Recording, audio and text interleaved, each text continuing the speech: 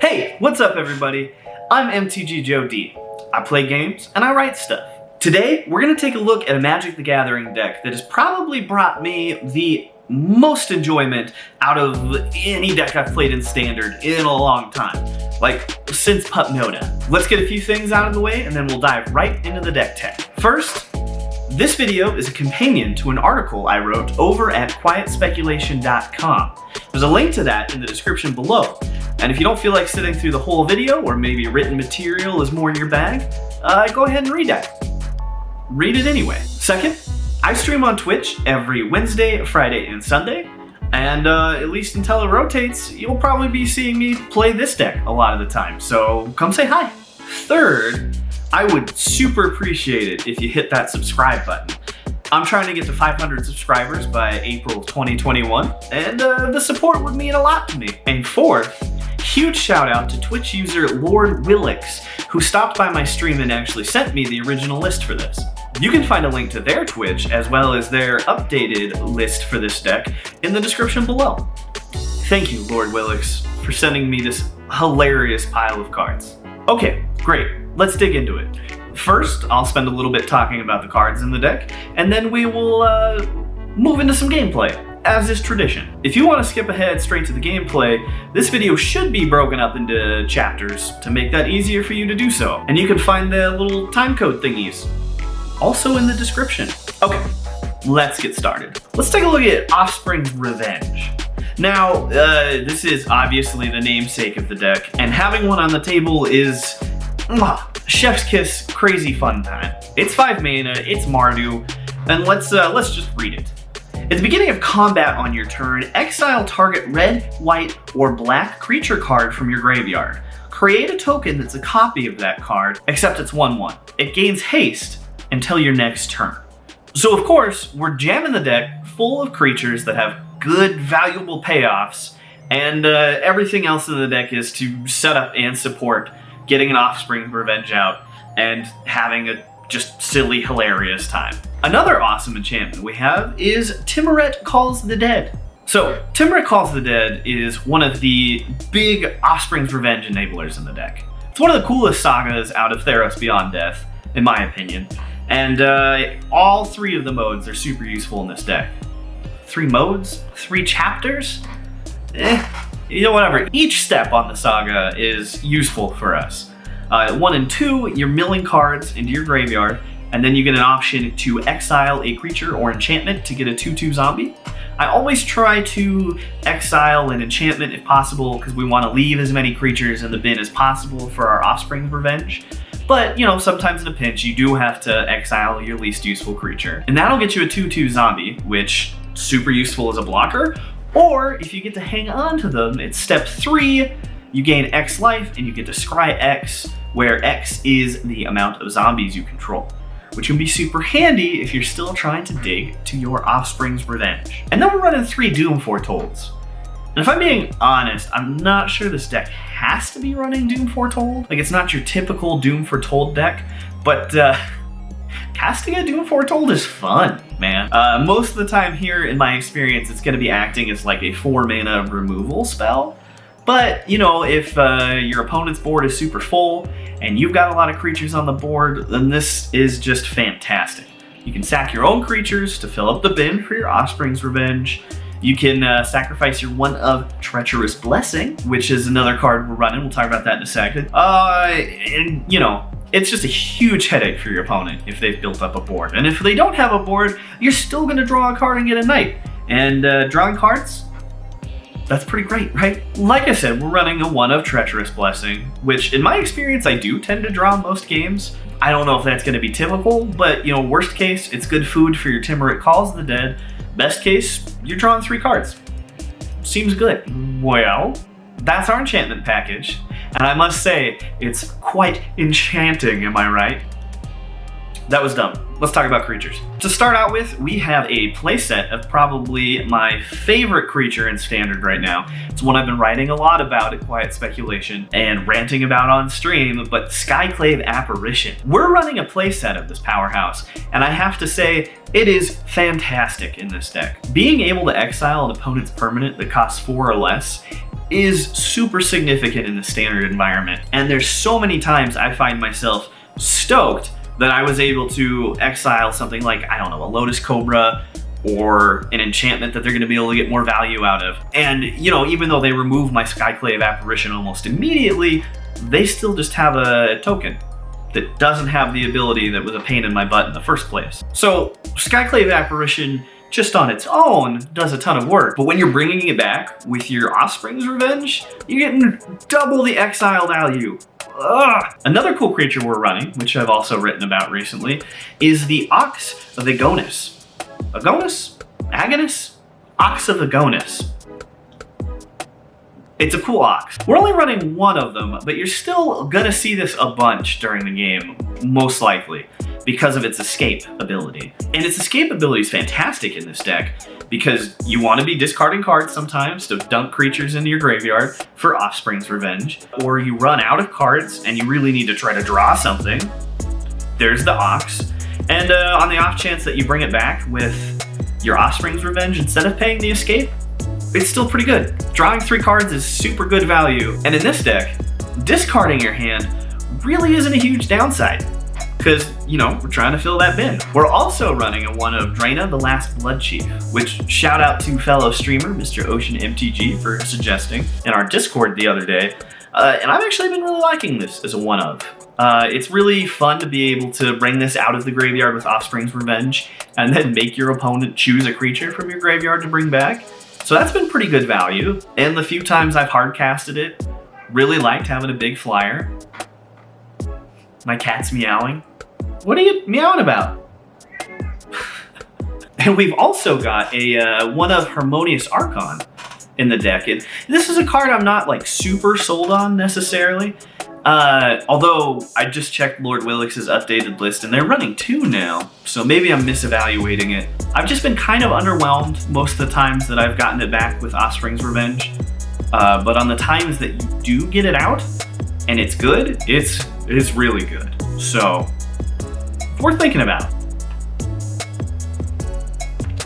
We're running 2 copies of Charming Prince, which is fantastic no matter which choice you choose, usually. Most of the time in the early game, you're going to be choosing to scry 2, because we're trying to dig for those Offspring's Revenges. Although sometimes in the later game, you really do want to just gain the 3 life, because you're falling a little bit behind, as we'll see in some of the footage at the end of this, I think. And then it always feels good when you have the opportunity to exile another creature you have on the battlefield that has a good ability that you want to get double use out of. This is inconvenient cuddle time. Speaking of fun abilities, we've also got a one of Rankle, Master of Pranks in the deck, which I think brings some interesting value to the table. It's not necessarily a card I feel like I need to see every game, but I've rarely been disappointed to see it.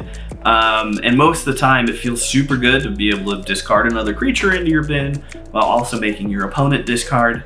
And sacrificing creatures is always good to get them in the bin to bring back, and making your opponent sacrifice their blockers, that feels nice.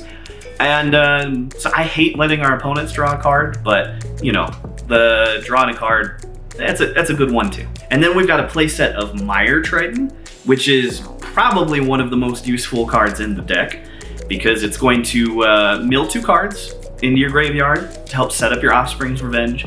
You gain some life, which keeps you in the game longer, and it has Death Touch, which makes it a super good blocker, because you don't care about throwing it in front of opponents' big creatures. You'll probably be able to get it back with Offspring's Revenge.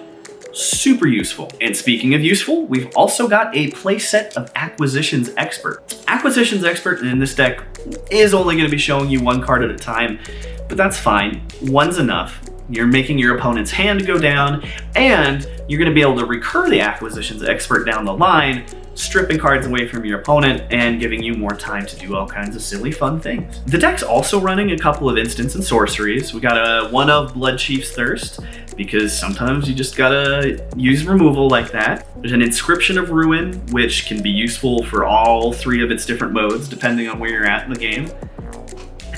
And then my favorite instant that we've got in the deck, which works super well here, is Cling to Dust. Because you're going to be discarding so many cards that you'll be able to use your Cling to Dust to draw a ton of cards during the game, and in those situations where you need to, you'll be able to gain the 3 life if you're falling behind. Shout out to my girl Liliana. We got Liliana, Waker of the Dead in the deck, which flavor-wise seems to work super well. The discard is super useful to get creatures into your bin. A lot of the time she'll just be super handy removal, and like the one time in my life I've gotten that emblem, tons of fun. I think 2 of Liliana is perfect here. The land base may feel kind of slow. We've got, some temples. We've got a playset of the Savai Triome. It doesn't feel so bad when you're playing it though. Like I said in my article, this deck is really more of a marathon than a sprint. You're trying to build up value early for that big Offspring's Revenge payoff in the end. You just want to be scrying smartly, thinking about how you're playing your tapped lands, and getting out as many of those early creatures as possible to buy you time for your Offspring's Revenge. And then, we've got a couple of the pathways and a couple other Mardu lands. It's a ton of fun. Now, let's go to the gameplay. All right, here we go. Gameplay time. So, I'm recording this after the fact, once again, Pub Notice style. So I honestly don't even remember what happens in these games. I'll try to keep my ums and uhs to a minimum, especially since these can be kind of long games with this deck. But there's chapters in the YouTube video here, so if you need to skip ahead to another game or you want to scroll through, don't feel bad about that. This is a pretty good opening hand. We got 2 acquisitions experts, a Meyer Triton, Liliana, Waker of the Dead. Solid keep for this deck.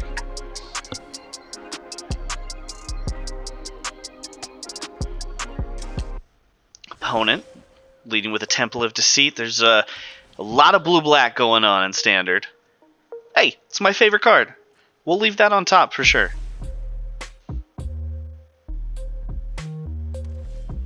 Yeah, I'm feeling like this is probably a Rogues match, or at least a Mirror Control. We'll go ahead and start filling up our bin. Just an acquisitions expert, but that's okay.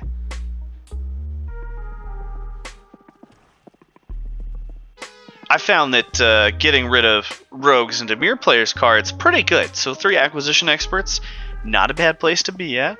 We'll try to get one out.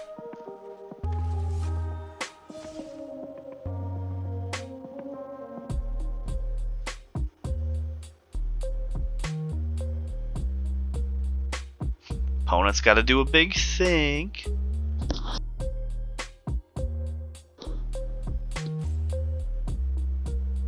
Okay, so we'll get a trial.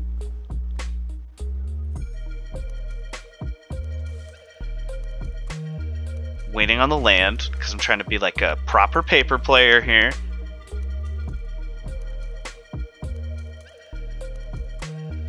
And I choose to put that one on the bottom. I don't remember exactly what I was thinking there, but we already have one. At this point in the game, we're really trying to get to that Offspring's Revenge, so that's probably what I was thinking there.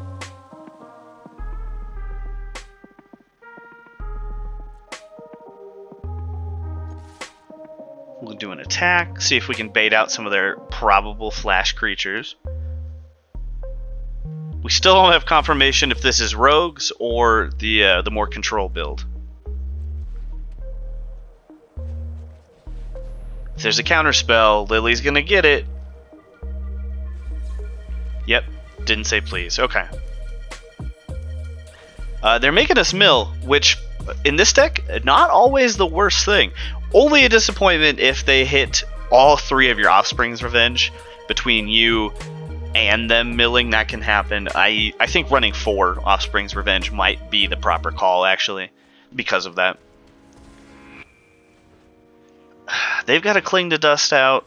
Not great, because they can just try to pick off our creatures that we're trying to bring back eventually. But we'll fetch out another card from their hand with Acquisitions Expert. They'll only show us 1, but they're down to 2, so not bad.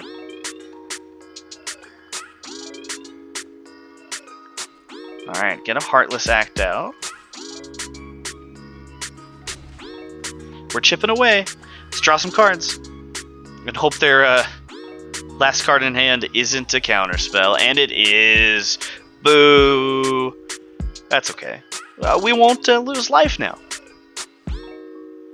No Offspring's Revenge. We're still digging. But we're not in a bad spot here by any means.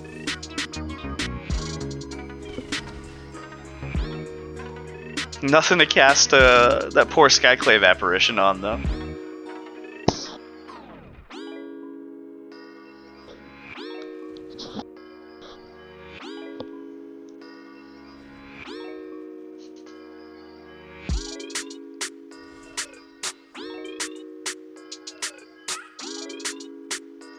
So we know they have that drown in the lock. We're just gonna feed a Mire Trident to it.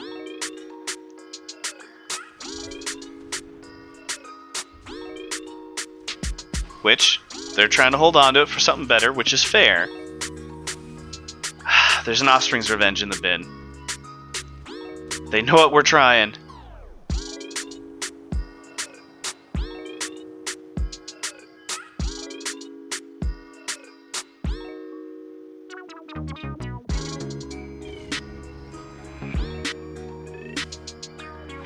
Boom. Off the top, though. That's nice. However, drown in the lock in hand.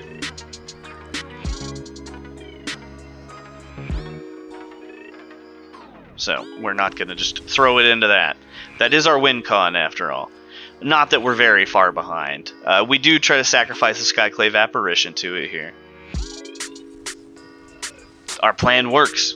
Theoretically, if they don't draw another counter spell, we're free to drop that Offspring's Revenge. Extra free now. Is this one gonna get hit?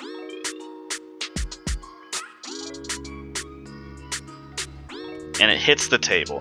This was already pretty close to game over, but this Offspring's Revenge really gonna help seal the deal here.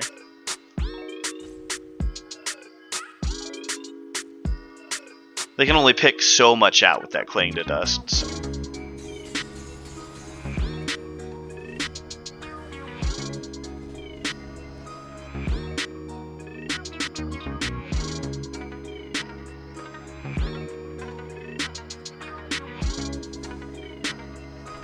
We'll bring back a Mire Trident. It's a good blocker for things on the ground, like I said, and gonna dump more stuff into the bin.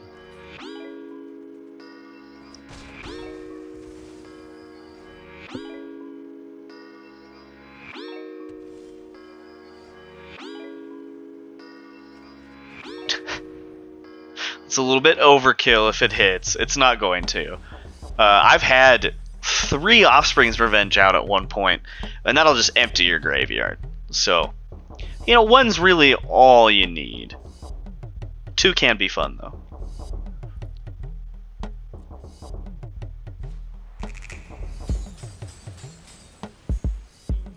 I'm not sure why they hit the Lily there. I guess to draw a card. Obviously, duh, never mind. Ooh, there's the Ox! Which I bring back here to draw some cards. I usually prefer to not have to get it back with the Offspring's Revenge and actually just pay the escape cost, which we couldn't do, and because we didn't have the other red. But well, it's a pretty good draw there.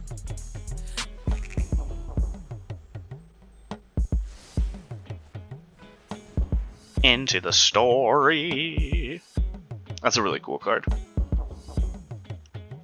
I'm singing it like I don't know if any of you have been playing the latest Jackbox pack, but there's a narrator that.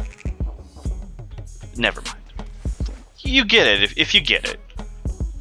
Timuric Calls of the Dead, normally pretty good. All we're getting is the Archon off of that, but in this situation, the Archon's actually pretty fun. Which it doesn't matter, because we get the scoop.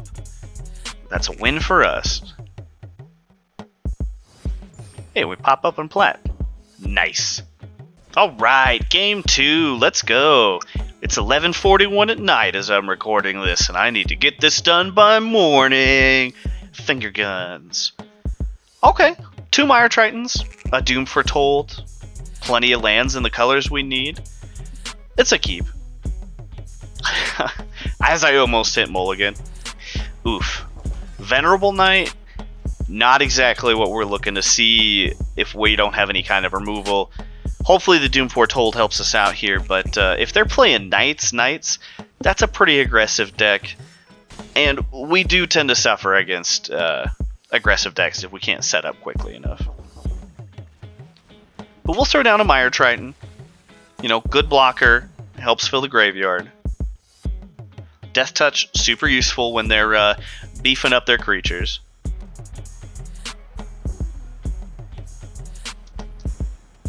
Oof, Acclaimed Contender's rough here. Things aren't looking good.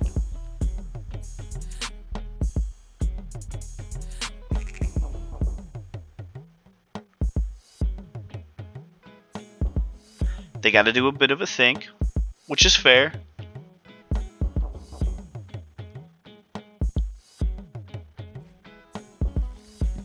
Oof.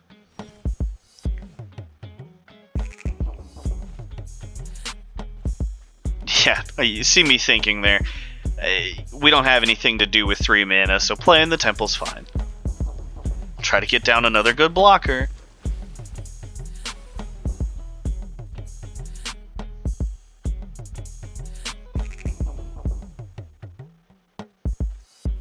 Yeah, they're going to drop the Fervent Champion here, swinging with a ton of action.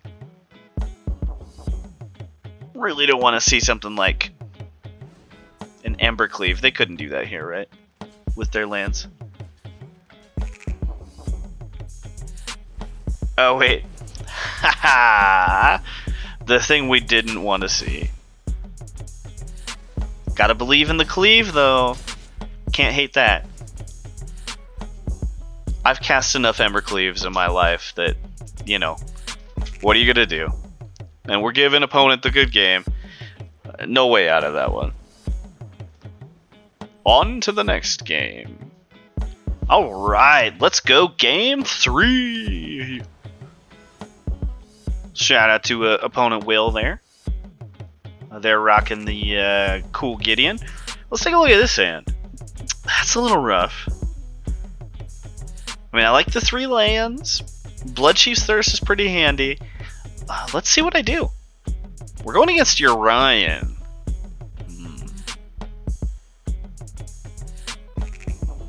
This would be the benefit to me narrating while I record, right? I'll try to figure out a good system for that in the future. But opponent's just chilling. They have to do a big think too. But what do you think? Would you keep this one? Let me know in the comments. Opponent took so long, I was worried we were going to have recorded just opponent disconnecting game. But Will came back, and we decided to take a mulligan. This looks a lot better, actually. You know, we've got a Mire Triton, an Acquisitions Expert. We've got the WinCon in our hand. I suspect I'll put the Lily back here. I guess I could have cheated and looked ahead, but I'm living it out with you. Okay, cool. Put the Lily back. Joes are both on the same brainwave. Yeah, opponent must have been having connection issues or just really had to think. So we'll lead with the Temple.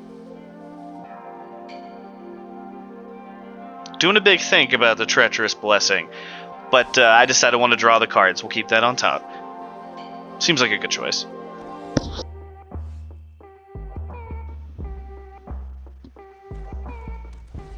Another Temple. We're going against Orion. We can afford to be a little slow starting.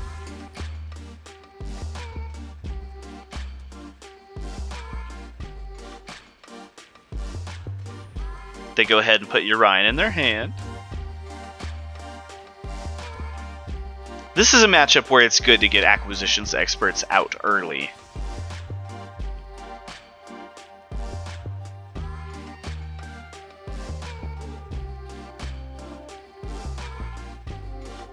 Basically, as much as you can interrupt your opponent as possible while we're trying to set up for our stupid Offspring's Revenge shenanigans. That's what you want to be doing. So we'll just ditch a land here.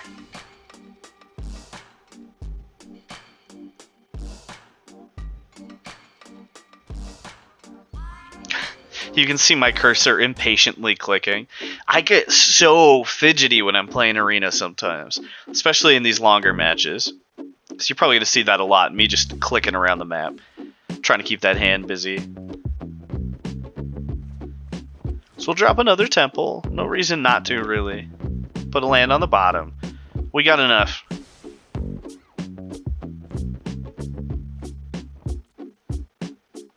See me almost play it pre-combat. But yeah, we'll drop another acquisitions expert. Try to make their hand smaller.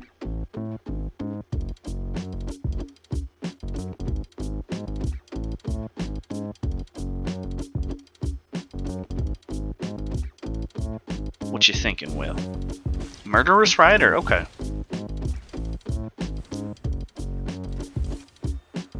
So this is probably that Esper Doom Foretold, I'd imagine. Maybe we'll find out if we keep watching, huh? You know, statistically speaking, there's not many of you left with me here right now. Ugh. Elspeth. Man, Elspeth Conquers Death is a great card. And a huge bummer if you have anything it can hit with that first mode. But lucky us, we saved our Offspring's Revenge. And we'll get back another acquisitions expert. Which is just another land. But we're in a really good spot here.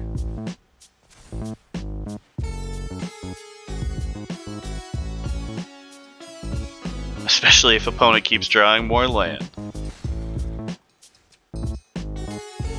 So we can play both our 2-drops. Hopefully dump some stuff with Mire Triton. Let's see what we scry with the Prince. Nothing good to dump with Mire Triton. So we'll put him on the bottom. Roll with the Triton. Hopefully we can get something good to bring back with our Offspring's Revenge. It's a whiff. But we still have a pretty decent board here. No reason to get worried yet. They get Uriah.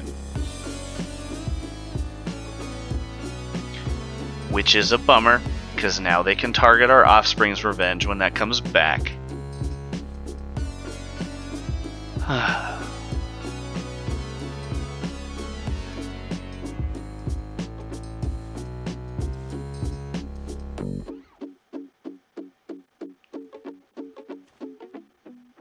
But it doesn't come back? Did I forget how that card worked? That's embarrassing.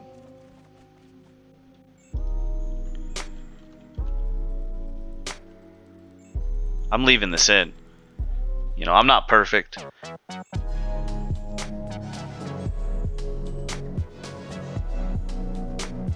What's the next end step?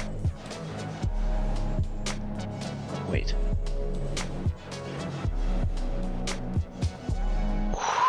I'm tired.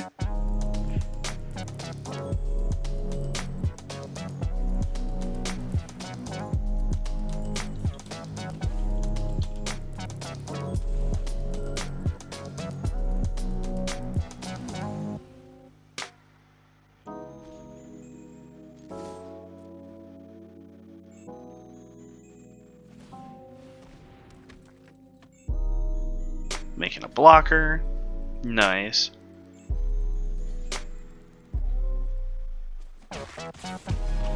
We don't mind losing those to the graveyard because we've got our Offspring's Revenge.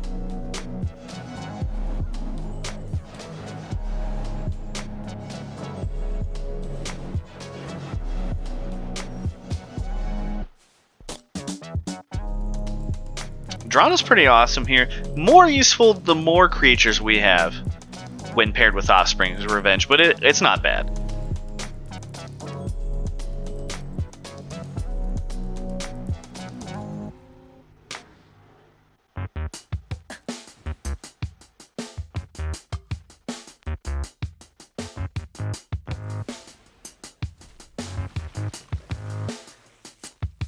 So, I'm still missing why their Elspeth Conquers Death didn't come back. I'm sure I can rewind in the footage and find out, but we're going to keep it raw, we're going to keep it real. If you spot it, let me know in the comments. My sleepy brain is having a hard time. But they're out of cards. We're putting on the pressure here. There's not much the single Urian and a token to turn is going to be able to do to stop us.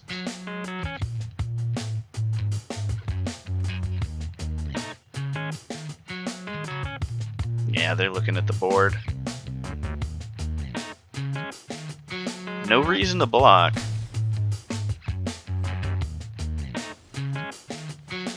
Another Triumph.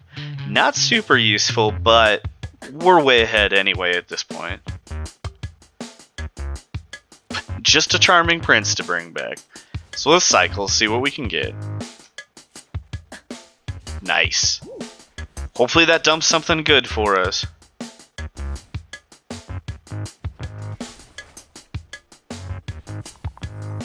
Not bad. I mean, also not the best, because neither of those, like, really affect the table here.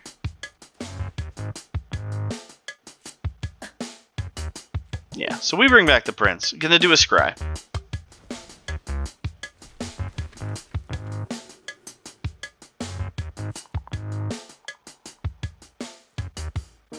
And by a scry, I mean we're gonna gain 3 life. I'm not sure why I chose to do that. I guess looking at the board state, we're far enough ahead. We don't really have a way to get rid of our Treacherous Blessing. It's the safe play. I tend to play rather cautiously sometimes. So, Acquisitions Expert, not doing much.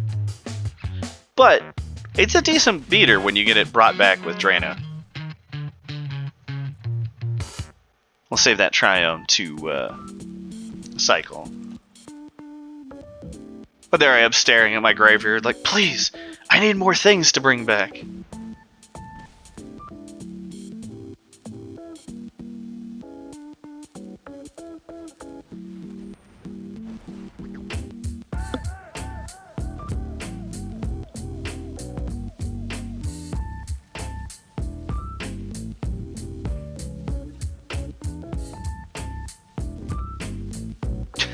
There I am, having to read Inscription of Ruin again.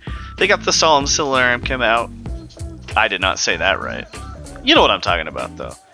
And we got a lot more fun stuff in our graveyard here. The Ox is so good. And I believe, if I remember correctly, we're just going to go ahead and make use of that Ox. The Escape. Anytime you can escape it instead of bringing it back with Offspring's Revenge, you should be doing that. Because you want to be able to repeatedly bring back the Ox, which you can't do if it comes back as a token.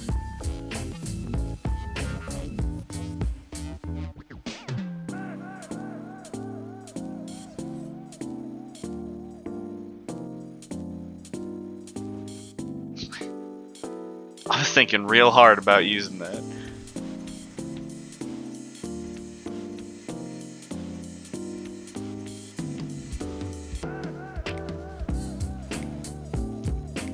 It's pretty good, leaving us with 2 red left.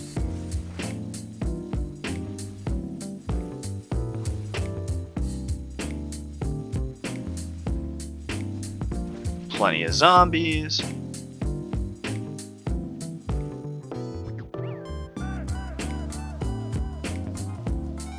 I think I'm debating, do I have enough non-creatures to do the Ox? The answer is yes, Joe. Play the Ox. Okay. Whew. That would have been embarrassing.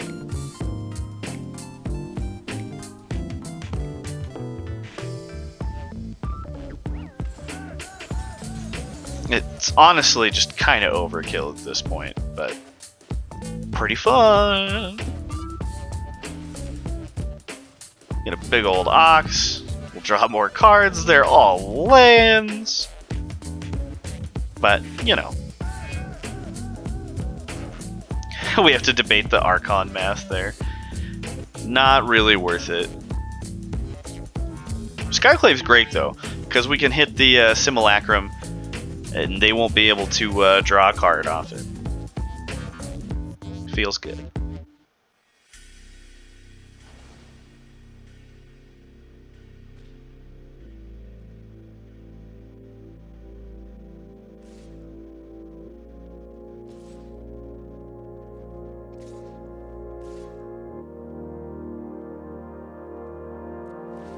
I don't know. There wasn't really much of a reason to not just go ahead and swing with the tokens too. Again, it looks like I was feeling extra cautious when I was playing this game. But also, again, doesn't matter all that much when they're at 8 and have no cards. You know, they could draw cards with the Lochthwain. But we're in a pretty darn good position. Take opponent to 3.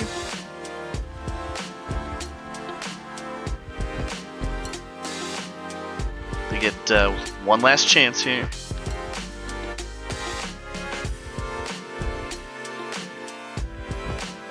Swinging in with Orion just to prove a point? Oh!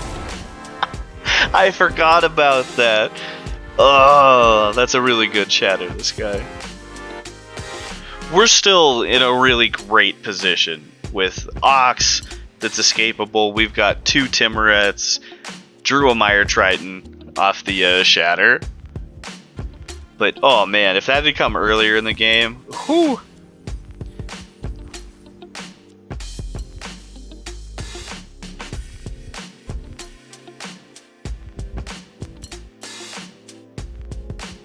Yeah, we almost decide not to, but since their hand is already empty, it's fine to get rid of the acquisition experts there and get the blocker.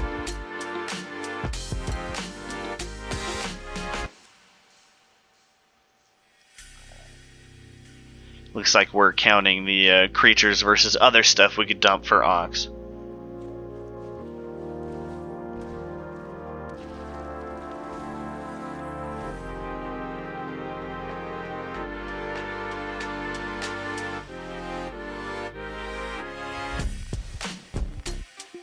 Leave a Doom Foretold on top.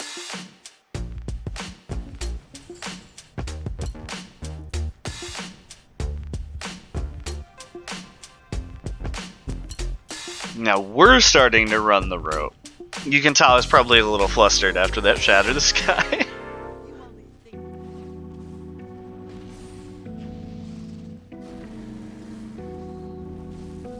Nice.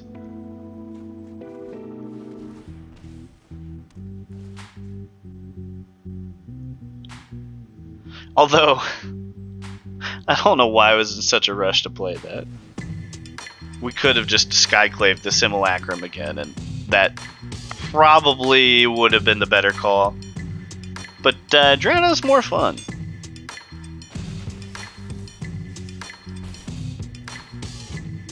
Because now they get to draw a card. And, you know, if it's another Shatter the Sky, we're going to feel like extra big dummies.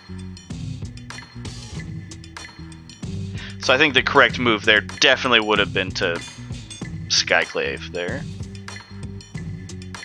Simulacrum there and just waste the Doom Foretold.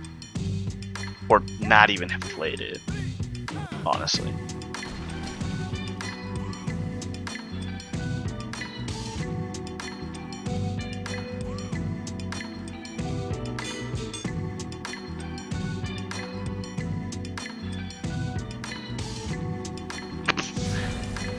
And of course, we walked right into another Shatter the Sky.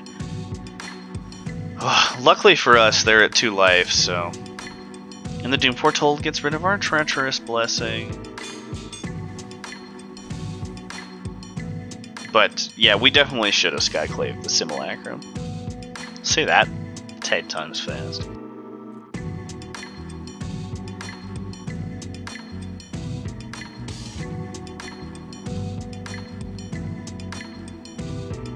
Archon here, not bad.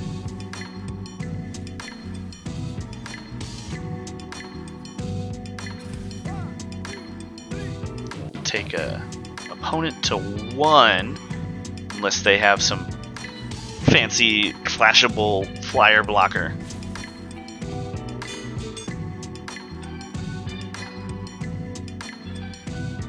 I'm worried about milling myself, so we're not playing the next Timoret.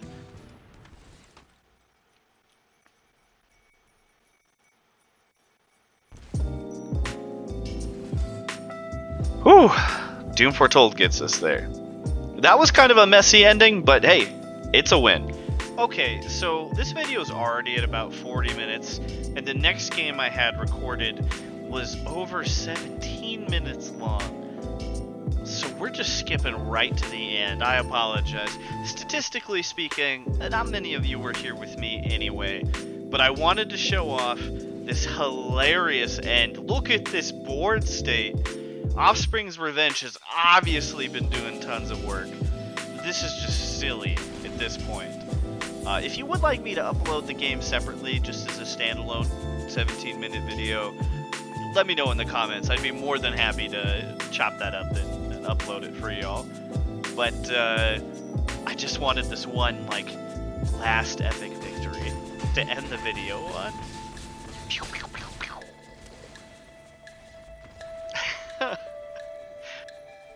Anyway, friends, that's Offspring's Revenge. It's a ton of silly fun to play. I hope you enjoy the deck. I hope you enjoy the article. Feel free to let me know in the comments. It may be grindy and make for some long matches, which resulted in a long video, but still some of the most fun I've had playing Standard in a long time. So shout out to Lord Willix for sending me that original list. And a huge shout out to my patrons for all of their support. I would not be able to do this without them. You should see their names popping up over here on the side of the video, or it might be here. First, big shout out to my I Love You Friend level patrons, Forrest, Meg, Tom. I appreciate y'all so much. And here's a big shout out for the Dollar Taco patrons.